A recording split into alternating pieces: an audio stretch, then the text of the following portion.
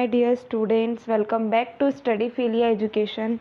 सो guys, हमने हमारे previous video में क्लास 6 की एनसीईआरटी सिविक्स का चैप्टर नंबर 3 कंप्लीट किया है, जिसका नाम था व्हाट इज़ गवर्नमेंट। उस चैप्टर में हमने गवर्नमेंट क्या होती है, गवर्नमेंट कितने तरह की होती है और डेमोक्रेटिक गवर्नमेंट को हमने अच्छे से पढ़ा था। अब आज के चैप्टर में हम क्या पढ़ने वाले हैं, की एलिमेंट ऑफ डेमोक्रेटिक गवर्नमेंट, यानी कि जो हमने प्रीवियस चैप्टर में डेमोक्रेटिक गवर्नमेंट देखी है, हम उसके मुख्य तत्वों के बारे में आज जानेंगे, उनके बारे में हम पढ़ेंगे। तो देखते हैं।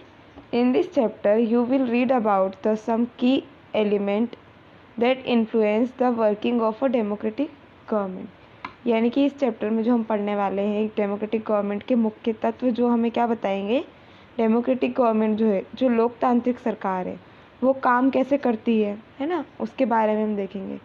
दिस इंक्लूड, अब उसमें क्या क्या होता है बच्चों, पीपल्स पार्टिसिपेशन, यानी कि लोगों का सरकार में जो है, गवर्नमेंट में पार्टिसिपेशन क्या होता है वो। द रीसोल्यूशन ऑफ कॉन्फ्लिक्ट, जो आर्ग्यूमेंट होते हैं उनके सॉल्यूशन के बारे में हम देखेंगे। हम इक्वलिटी देखेंगे और फिर हम एंड में देखेंगे जस्टिस, है ना। तो ये सारे टॉपिक्स हम इस चैप्टर में पढ़ने वाले हैं। अब चैप्टर की हेडिंग क्या है ये मैं आपको पहले ही समझा चुकी हूँ कि इस चैप्टर में हम जो है डेमोक्रेटिक गवर्नमेंट के की एलिमेंट, मुख्य तत्वों को पढ़ने वाले हैं। सो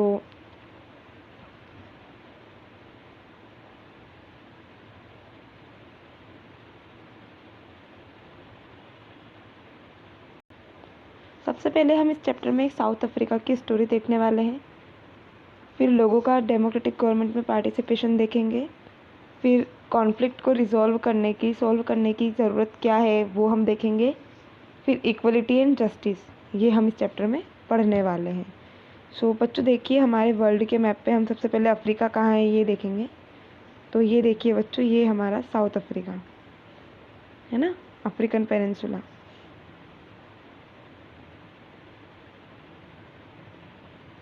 अब जो बच्चों हमारा चैप्टर स्टार्ट होता है वो एक स्टोरी से स्टार्ट होता है साउथ अफ्रीका की।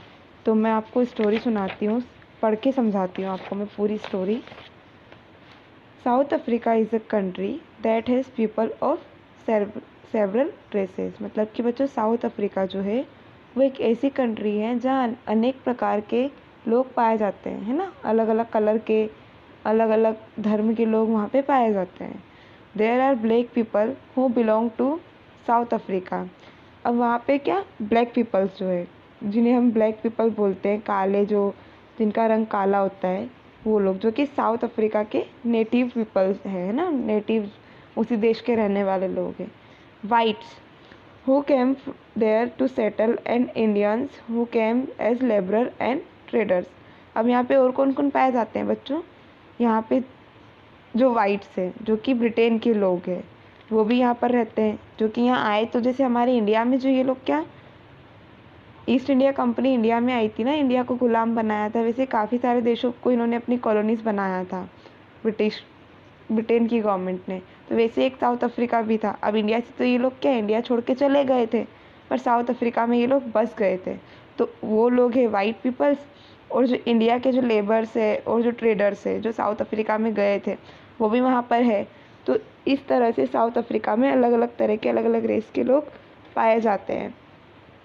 अब माया नायडू बच्चों, एक 11 साल की एक बच्ची है माया नायडू। देखते हैं वो क्या बोलती है। South African girl living in a town of Johannesburg, जो कि जोहानिसबर्ग के एक टाउन में रहती है, was helping her mother clear up her old boxes. वो बच्ची क्या कर रही थी बच्चों, तो वो उसकी माँ की, उसकी मम्मा की हेल्प कर रही थी पुराने जो बॉक्सेस थे उनको साफ़ करने में। She founded a scrap book full of pictures and newspapers article. अब उसे क्या बच्चों, एक स्क्रैप बुक मिलती है। उस स्क्रैप बुक में उसे क्या मिलता है, बहुत सारी पिक्चर्स मिलती है और न्यूज़पेपर आर्टिकल्स मिलते हैं। There were many pictures of a young school boy of around 15 years of age. मतलब कि उसमें बहुत सारी पिक्चर्स थी एक जवान आदमी की, एक बच्चे की, जो कि 15 साल का था, यंग बच्चा है ना, जो कि क्या, स्कूल बॉय, मतलब कि जो स्कूल जाते हैं वैसा बच्चा था वो, जो कि स्कूल जाने की एज में था। When she asked her mother who the boy was, she was told that he was called Hector Pieterson, मतलब कि ये जो बच्चा है, जब उस गुड़िया ने, माया नायडू ने अपनी माँ से पूछा कि ये कौन है, तो उनकी माँ ने उन्हें जवाब दिया कि ये जो बच्चा है इसका नाम हेक्टर पीटरसन है। He had been shot by the police, इसे पुलिस ने मार दिया था। माया नायडू की जो माँ है उन्होंने माया नायडू को बताया। माया वाज शॉक्ड, अब जो माया जो थी ना बच्चों, वो शॉक्ड हो गई और उसने कहा कि क्यों, why. Her mother explain that the South Africa was earlier gone by apartheid law, मतलब कि उनकी माँ ने उन्हें बताया कि जो साउथ अफ्रीका जो है वहाँ पे पहले अपार्टेड जो नियम है वो लागू होता था। अपार्टेड नियम बच्चों क्या होता है, जहाँ पे रंग भेद का जो कानून होता है, जैसे कि लोगों को कलर के हिसाब से जज किया जाता है। Apartheid means separation of the basis of races. South African people were divided into white and black, Indian and coloured races. अब जो साउथ अफ्रीकन जो पीपल्स हैं उन्हें 4 रेसेस में डिवाइड किया गया था बच्चों। कैसे? White, black, Indians and coloured races. Colour जो ब्राउन कलर के जो होते हैं, अब एक थे इंडियन, एक ब्लैक और एक वाइट, ऐसे 4 रेसेस में डिवाइड कर दिया। According to the law these races were not allowed to mingle with each other, to live near each other or even to use common facilities। अब इन रेसेस को क्या बच्चों साथ में रहने की, है ना, पास में रहने की, मिलने की इजाज़त नहीं थी। क्यों? क्योंकि ये लोग अलग अलग दिखते थे, है ना, और कॉमन फैसिलिटीज़ यूज़ करने की भी इन्हें इजाज़त नहीं थी। मतलब कि जो सेम फैसिलिटीज़ होती है सबके लिए, वो इन लोगों के लिए एक जैसी नहीं थी। Maya could not believed her ears, अब माया को अपने कानों पर विश्वास नहीं हुआ कि वो क्या सुन रही है। Maya's mother sounded angry when she spoke about life under apartheid, मतलब कि जो माया की माँ के अंदर ना गुस्सा आ गया था जब वो माया को इस बारे में बता रही थी, जो कि रंग भेद वाली जो सरकार थी उनके बारे में जब बता रही थी तो उन्हें गुस्सा आ रहा था। She told Maya that in those days hospitals were separated and so were ambulances, मतलब कि क्या, उन्होंने माया को बताया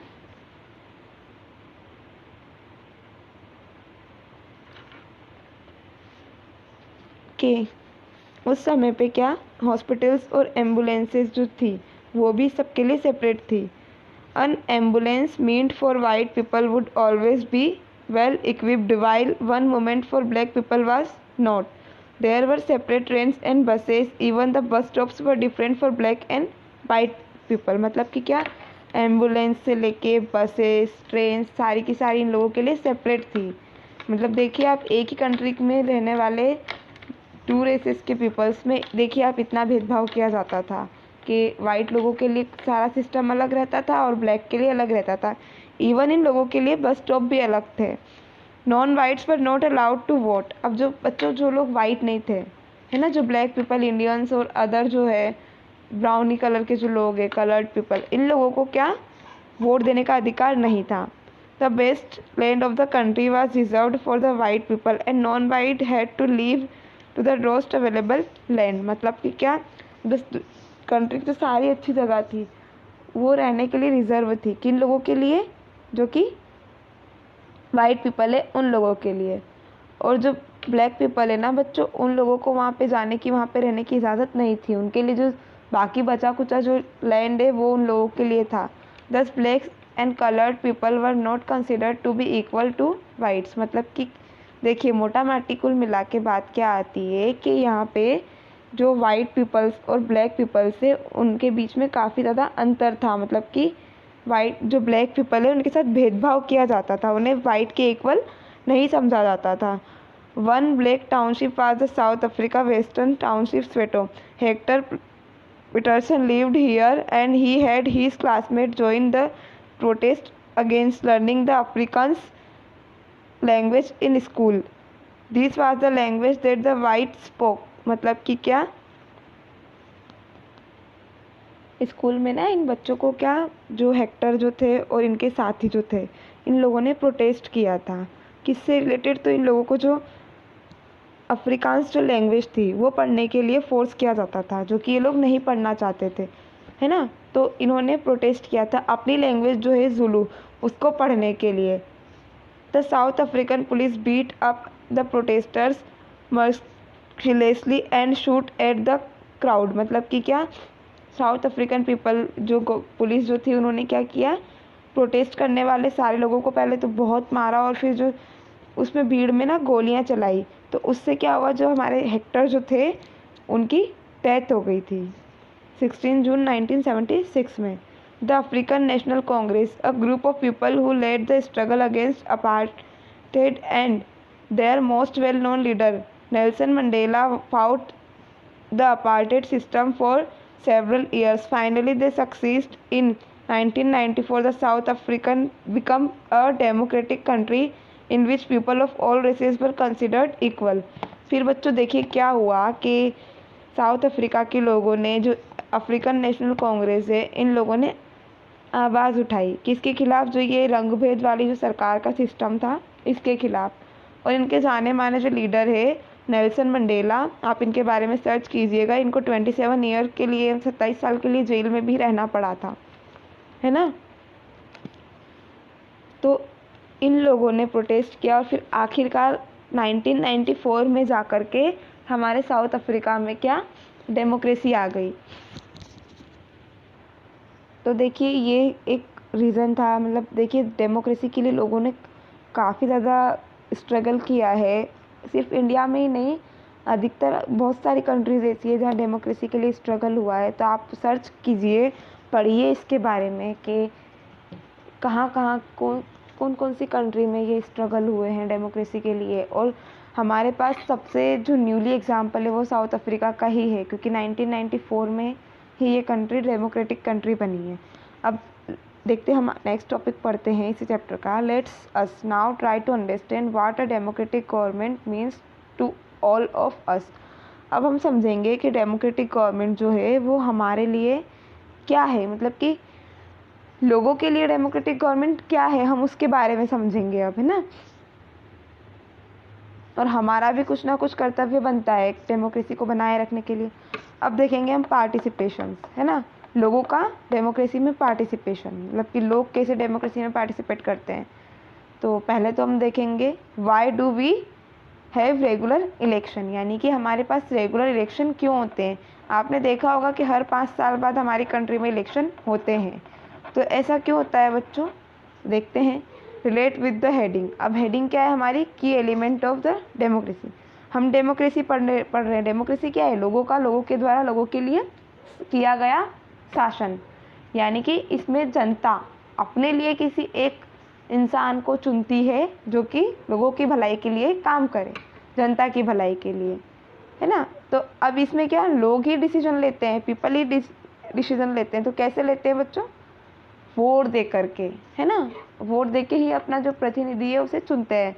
through voting in election people elect leader to represent them. अपने आप को रिप्रेजेंट करने के लिए, मतलब लोगों की हेल्प करने के लिए लोग अपने में से किसी एक इंसान को चुनते हैं और उसे पूरी कंट्री का हेड बनाते हैं। और ये किस प्रोसेस के द्वारा होता है, तो ये इलेक्शन के प्रोसेस के द्वारा होता है। This representatives takes decision behalf the people. अब ये लोग किन के लिए डिसीजन लेते हैं, किन के बिहाफ पर, तो लोगों के बिहाफ पर डिसीजन लेते हैं ये जो लीडर्स होते हैं वो। What happen when people are not happy with this decision? अच्छा बच्चों, अब क्या होता है कि मान लीजिए कि लोग जो डिसीज़न लिया गया है गवर्नमेंट के द्वारा उससे हैप्पी नहीं है, उससे खुश नहीं है। तो मैंने जब आपको लास्ट चैप्टर पढ़ाया था तब आपको बताया था कि कोई भी लॉ है, मान लीजिए, जो लोगों को पसंद नहीं आ रहा है तो लोग उसे बदल सकते हैं। अब जैसे लोग सरकार बनाते हैं ना, तो वैसे सरकार गिरा भी सकते हैं, है ना, आप लोगों को पता होगा। अब इलेक्शंस जो होते हैं, इलेक्टेड गवर्नमेंट जो होती है, इलेक्शन होते हैं। अब जो इलेक्टेड गवर्नमेंट जो है उसका जो टाइमलाइन होता है वो फिक्स होता है। All governments are elected for a fixed period. अब जो भी गवर्नमेंट है, जो भी सरकार बनी है, वो एक फिक्स टाइम के लिए बनती है। हमारे इंडिया में क्या है, 5 साल। Once elected government can stay in power only for that period. अब जो भी गवर्नमेंट जीती है तो वो सिर्फ 5 साल के लिए ही पावर में रहेगी।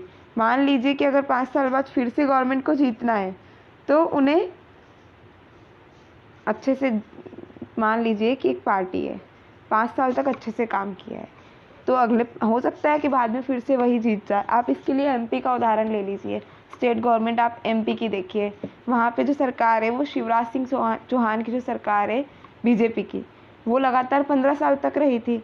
फिर वहाँ पे कमलनाथ की कांग्रेस सरकार आ गई थी, है ना। फिर क्या हुआ कि उनकी सरकार गिर गई और बाद में फिर से किसकी सरकार आ गई, शिवराज सिंह चौहान की सरकार आ गई। तो जिससे लोग खुश होते हैं ना, सरकार उसी की पार्टी की होती है। मतलब कि जो लोगों की भलाई के लिए जो काम करेगी गवर्नमेंट, जो भी पार्टी, उसी की सरकार बनेगी। तो अब मान लीजिए आपके 5 साल कंप्लीट हो चुके हैं और लोग खुश नहीं हैं उस सरकार से, तो दोबारा इलेक्शन होते हैं और फिर वो गवर्नमेंट हार जाती है, वो सरकार, वो पार्टी हार जाती है इलेक्शन, है ना। If they want to continue to be in a power, then they have to be re-elected by the people. अगर उन्हें दोबारा से पावर में रहना है तो उन्हें क्या, दोबारा इलेक्शन जब होते हैं तो लोगों द्वारा जीतना पड़ेगा। मतलब कि क्या, अगर लोगों की सहमति होगी, आप जितने ज़्यादा वोट पार्टी को मिलेंगे वही पार्टी जीतेगी, है ना। This is a moment when people can sense their power in democracy. अब ये एक मोमेंट होता है जब लोकतंत्र में लोग अपनी पावर दिखाते हैं, जनता अपनी पावर दिखाती है ना। मेजोरिटी जहाँ पे होती है जिस पार्टी के पास, उसी पार्टी की सरकार बनती है। In this way the power of the government get limited by regular election. अब इलेक्शन से क्या होता है बच्चों, जो गवर्नमेंट की जो पावर है वो लिमिटेड हो जाती है। Election are usually held in once in 5 years। अब बच्चों क्या होता है कि इलेक्शंस जो है वो 5 साल में एक बार होते हैं। Beside voting there are other way of participating in the process of government. मतलब कि लोग जो है सिर्फ इलेक्शन वोट दे करके ही नहीं, दूसरे तरीके से भी गवर्नमेंट में पार्टिसिपेट कर सकते हैं। सरकार में कैसे, सरकार के लिए काम करके, गवर्नमेंट में काम करके, है ना, और क्रिटिसाइजिंग करके जब ज़रूरत पड़े। In August 2005 when a particular government increase the money people had to pay for electricity, people express their disapproval very sharply. अब 2005 अगस्त में क्या हुआ बच्चों कि जैसे लोगों ने क्या, गवर्नमेंट ने इलेक्ट्रिसिटी का जो बिल है वो बढ़ा दिया, तो लोगों ने उनका डिसअप्रूवल जो है वो शार्पली शो किया। कैसे, they took out rallies and also organised a signature campaign. अब लोगों ने क्या किया, रैली निकाली, किस लिए, ताकि जो इलेक्ट्रिसिटी बिल बढ़ा है वो गवर्नमेंट को अपना गुस्सा दिखा सके। लोगों ने प्रोटेस्ट किए, रैलियाँ निकाली और एक सिग्नेचर कैंपेन भी ऑर्गेनाइज किया। The government try to explain and defend its decision but finally listen to the people's opinion and withdraw the increase. अब क्या हुआ बच्चों, गवर्नमेंट ने, सरकार ने अपना जो मत है, जो अपनी बात है इलेक्ट्रिसिटी बिल को बढ़ाने की, क्यों बढ़ाया है, ये रखने की कोशिश की, पर लोगों के आगे गवर्नमेंट की नहीं चली। और एंड में क्या हुआ कि गवर्नमेंट को लोगों की सुननी पड़ती है ना।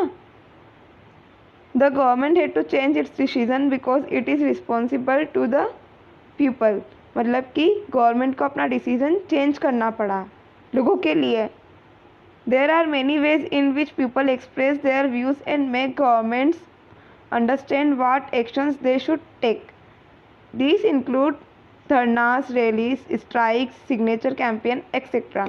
अब लोग क्या करते हैं बच्चों, अपना जो व्यू है गवर्नमेंट को समझाने के लिए रैलियाँ निकालते हैं, है ना, धरना देते हैं, स्ट्राइक करते हैं, हड़तालें और सिग्नेचर कैंपेन, और बहुत सारे तरीक़ों से अपनी बात मनवाने की कोशिश करते हैं गवर्नमेंट के आगे।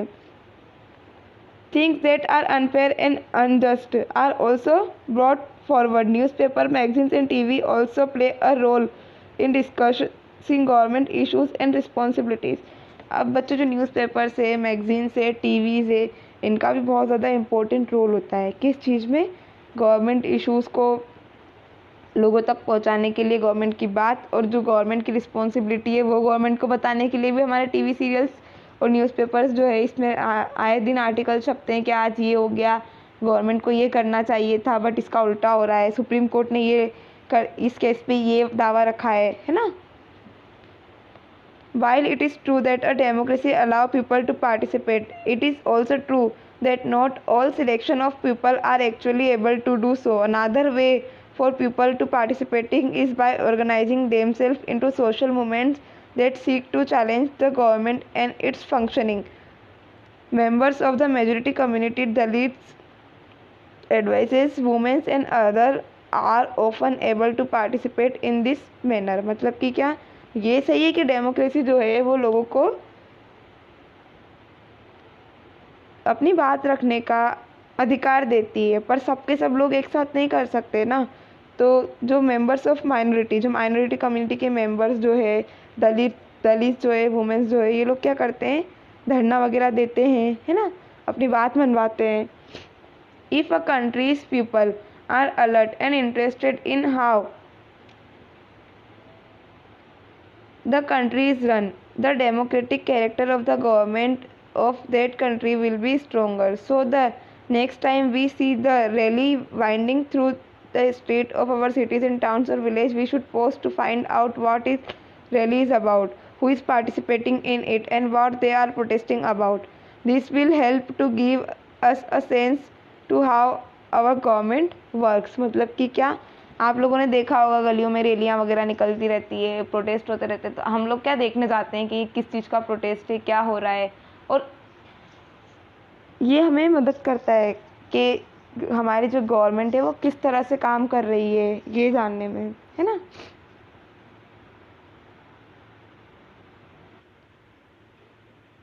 बच्चों, जो लोगों के बीच में जो विवाद होते हैं, संघर्ष होते हैं, उन्हें सुलझाने की ज़रूरत है ना, need to resolve conflict.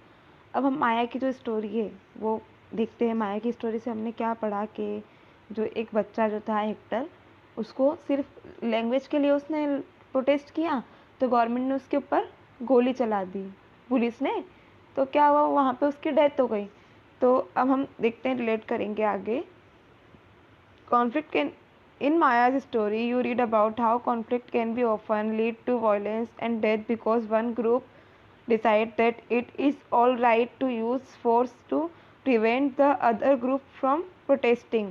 Conflict occur when people of different cultures, religions। अब क्या होता है बच्चों, कॉन्फ्लिक्ट कब, टकराव कब होते हैं ना, तब अलग अलग रिलीजन के, कल्चर के लोग, है ना, अलग अलग रीजन से आने वाले लोग, इकोनॉमिक बैकग्राउंड, अमीर और गरीब लोग, है ना, do not get along with each other, or when some among them feel they are being discriminated against। मतलब कि क्या होता है ना कि लोगों के साथ, ये लोग, कुछ लोगों के साथ भेदभाव होता है।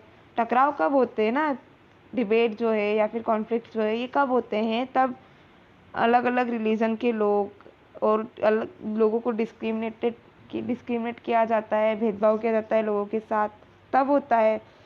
People may use violent means to settle their differences. This leads to fear and tension among other living in an area. The government is responsible for helping to resolve conflict। मतलब कि अब यहाँ पे गवर्नमेंट को क्या करना चाहिए बच्चों, इन कॉन्फ्लिक्ट्स को, जो यहाँ पे जो टकराव होते हैं, उन्हें सॉल्व करना। मतलब कि उन्हें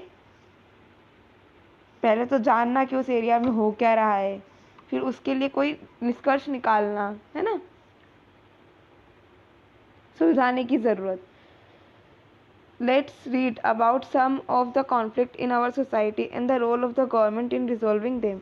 अब देखिए, कुछ कॉन्फ्लिक्ट्स देखेंगे जो कि हमारी सोसाइटी में आसपास होते हैं और उन्हें सुलझाने की ज़रूरत है गवर्नमेंट को। तो हम देखते हैं, religious processions and celebration can sometimes lead to be conflict.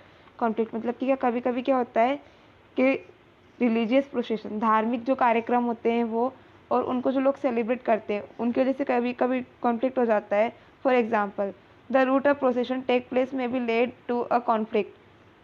The government, particularly the police, play an important role in getting representative of concern communities to meet and try and arrive at a solution. मतलब कि अब मान लीजिए कि दो community है, हिंदू भी है, मुस्लिम भी है, और एक ही जगह पे दोनों का कोई फंक्शन चल रहा है ना, थोड़ी थोड़ी दूरी के एरिया पे कुछ भी चल रहा है फंक्शन। अब दोनों को आपस में प्रॉब्लम हो रही है ना, उनके वहाँ पे उनके नियम कानून कुछ अलग होते हैं और हिंदुओं के कुछ अलग होते हैं, मुस्लिम के कुछ अलग होते हैं। मान लीजिए दोनों को आपस में प्रॉब्लम हो रही है, मान लीजिए मुहर्रम और नवरात्रि है, या फिर कोई फंक्शन मान लीजिए हिंदुओं का, ये एक ही टाइम पे आ गए हैं, है ना। तो इस टाइम पे क्या होता है बच्चा, आप लोगों ने देखा होगा कि पुलिस जो है, सिक्योरिटी काफ़ी ज़्यादा बढ़ जाती है ना। तो इसमें ज़्यादा रोल कौन प्ले करता है, तो हमारी पुलिस प्ले करती है ज़्यादा रोल। तो गवर्नमेंट क्या करती है, जो कॉन्फ्लिक्ट है, जो भी टकराव हो रहा है, मैं इसे एग्जांपल दे रही हूँ हिंदू मुस्लिम का, ऐसा होता नहीं है, हमारी कंट्री में बहुत ज़्यादा भाईचारा है ना। तो ये जो है, ये लोग क्या करते हैं, पुलिस वहाँ पे जो टकराव होने वाली है या हो सकती है उसके लिए पहले से अलर्ट रहते हैं। बाकी ऐसा होता नहीं है हमारे देश में, बहुत ज़्यादा डाइवर्स कंट्री है हमारी और लोग इतने आराम से रहते हैं फिर भी। 8 times there is a fear that violence may erupt with people throwing stones or trying to dispute the procession। अब कभी कभी क्या होता है बच्चों, लोग क्या करते हैं, पत्थर फेंकते हैं, है ना, उस धार्मिक प्रोसेशन जो चल रहा होता है उसको खराब करने के लिए। The police is responsible to ensuring that the violence does not take place. अब वहाँ पे पुलिस की रिस्पॉन्सिबिलिटी होती है क्या, कि जो होने वाला जो भी है यहाँ पे, जो भी कुछ लड़ाई झगड़ा उसे होने ही ना दे। Rivers too can become a source of conflict between states. अब दो स्टेट के बीच में एक कॉन्फ्लिक्ट का कारण क्या बन सकता है, रिवर बन सकती है। कैसे, a river may begin in one state and flow through another and end in a third. अब मान लीजिए कोई रिवर फ्लो कर रही है, वो एक स्टेट से जाकर के दूसरे में जाती है और दूसरे से तीसरे में जाकर के एंड होती है। Through is becoming a issue of conflict. अब ये भी जो है, रिवर जो है, the sharing of river water between different states that the river goes through is becoming a issue of conflict. अब मान लीजिए कि वो जो रिवर है वो तीनों स्टेट से होकर के गुजरती है। अब उस रिवर का पानी जो है वो कैसे, किस स्टेट में ज़्यादा यूज़ होगा, कैसे यूज़ होगा, ये एक कॉन्फ्लिक्ट का कारण बनता है। इसके लिए हम एग्जाम्पल ले सकते हैं, कावेरी वाटर जो है, डिस्प्यूट जो है कर्नाटका और तमिलनाडु में, है ना। The water stored in Krishna राजा संग्रह सागरा dam in Karnataka is used for irrigation a number of the district. मतलब कि क्या, जो पानी जो है वो कर्नाटका में जो कृष्णा राजा सागरा डैम जो है उसकी वजह से वहाँ पे इरिगेशन के लिए काफ़ी ज़्यादा जो डिस्ट्रिक्ट से आसपास के उनमें इरिगेशन के लिए काम में लिया जाता है ना। और ये जो पानी अधिकतर कहाँ, बेंगलुरु सिटी में काम में लिया जाता है। The water stored in Mettur Dam in Tamil Nadu is used for crop grown in the delta region of the state। अब जो तमिलनाडु स्टेट के जो डेल्टा रीजन से, वहाँ पे जो मेटूर डैम जो है उसका पानी यूज़ किया जाता है क्रॉप को ग्रो करने के लिए। A conflict arises because both dams are on the same river. अभी कॉन्फ्लिक्ट क्यों हुआ दोनों स्टेट के बीच में, तो जो वो डैम है वो एक ही रिवर पर है, कावेरी रिवर पर। The down stream dam in Tamil Nadu can only be filled up if the water is released from the upstream one located in Karnataka. अब तमिलनाडु में पानी कब आएगा, जब कर्नाटका के डैम से पानी छूटेगा, है ना। Therefore both state can not get as much water as they need for people in their states, they lead to conflict। The central government has to step in and see that a fair distribution is worked for out for both state। मतलब कि क्या, अब यहाँ पे किसका काम है बच्चों ये कॉन्फ्लिक्ट सुलझाने का, तो यहाँ पे हमारी सेंट्रल गवर्नमेंट आती है जो कि ये जो रिवर वाला जो कॉन्फ्लिक्ट है वो सुलझाए, है ना, तो दोनों स्टेट को बराबर से पानी मिल सके। अब देखेंगे हम हमारे मोस्ट इम्पोर्टेंट की एलिमेंट जो है डेमोक्रेटिक गवर्नमेंट के, वो है इक्वलिटी एंड जस्टिस। इक्वलिटी मतलब होता है बच्चों न्याय और समानता, और जस्टिस का मतलब होता है न्याय। दोनों ही हमारे लिए काफ़ी ज़्यादा ज़रूरी है, समानता भी ज़रूरी है और न्याय भी ज़रूरी है। One of the key ideas of the democratic government is the commitment to equality and justice. Equality and justice are inseparable. हम इन दोनों को सेपरेट नहीं कर सकते हैं, ये एक ही चीज़। मतलब देखते हैं हम आगे कि इक्वलिटी जो है, समानता जो है और न्याय है, ये दोनों ही हमारे लिए ज़रूरी है। The earlier practice of untouchability is now band by law. अब बच्चों पहले क्या किया जाता था हमारे इंडिया में, अनटचेबिलिटी जो आप लोगों ने सुना होगा, है ना, ऊंची कास्ट नीची कास्ट, ऐसा लोग काफ़ी करते थे, आजकल भी करते हैं अभी भी, बट अब हम कानून की नज़र में ये चीज़ गलत है। कानून की नज़र में सब समान है ना। These group of people were denied education, transport or medical facilities and even the chance to offer prayers। मतलब कि इन ग्रुप्स को क्या, पहले तो क्या पढ़ाई लिखाई का अधिकार नहीं था, है ना, व्हीकल्स में घूमने का, मेडिकल फैसिलिटीज़ जो है अपर कास्ट के लोगों को जो दी जाती थी वो लोअर कास्ट के लोगों को नहीं दी जाती थी, और इन्हें क्या अछूता बोलते थे, अनटचेबल मानते थे, है ना। इन लोगों को क्या जिन मंदिरों में ऊंची कास्ट के लोग पूजा पाठ करते थे उनमें भी जाने नहीं दिया जाता था। बट अब ये सब गवर्नमेंट की नज़र में बैन है, कानून की नज़र में सब समान है। Doctor Ambedkar who have read about earlier in this book, जो डॉक्टर अम्बेडकर जिनके बारे में आप लोगों ने सुना होगा, इस बुक में भी हम पढ़े हैं, have many others like him released that such practices must not continue and that justice can only be achieved when the people are treated equally। मतलब कि जब जो हमारे B.R. अम्बेडकर साहब है उन्होंने बताया है कि जस्टिस न्याय तभी हो सकता है जब हम लोगों को क्या समान रूप से देखें। समानता जब आएगी देश में हमारे तभी न्याय होगा, है ना। समानता ज़रूरी है। The government also recognise this and makes special provision for the group with society that are unequal. मतलब कि गवर्नमेंट ने इसके लिए स्पेशल रूल्स बनाए, प्रोविजंस दिए गए हैं कि जो ये ग्रुप जो है अनइक्वल ग्रुप जो है इनके लिए। For instance in our society there is a general tendency to value and care for the boy child more than the girl child. This means that the society does not value the girl or boy child equally and this is unjust। मतलब कि अब देखिए यहाँ पे भी equality और justice की बात आती है कि हमारी सोसाइटी की मेंटालिटी क्या बनी हुई है। जो बॉय चाइल्ड है ना बच्चों, उसका ध्यान ज़्यादा रखा जाता है। गर्ल चाइल्ड के को देखा जाए तो मतलब लड़कियों का ध्यान इतना नहीं रखते हैं लोग जितना लड़कों का रखते हैं। तो ये क्या है, ये इनइक्वलिटी असमानता है और इसके कारण ये क्या हो रहा है, इनजस्टिस हो रहा है ना, न्याय नहीं हो रहा है। In this context, the government stepped in to promote justice by providing special provision that can enable girls to overcome the injustice that they are subjected to. Thus, it is possible that the fees of girls might be waived or lowered in government schools or colleges। अब government ने इसके लिए भी क्या किया है, न्याय किया है। कैसे, तो गवर्नमेंट स्कूल्स में क्या अब लड़कियों को क्या पढ़ाया नहीं जाता है, आप लोगों ने देखा होगा अधिकतर, है ना। तो गवर्नमेंट ने क्या किया है, स्कूल और कॉलेजेस में लड़कियों के लिए फ़ीस कम कर दी है। गवर्नमेंट स्कूल में और कॉलेजेस में लड़कियों की फ़ीस कम लगती है। हमारी गवर्नमेंट जो है वो काफ़ी ज़्यादा काम कर रही है ताकि इनइक्वालिटी और इनजस्टिस को दूर करें।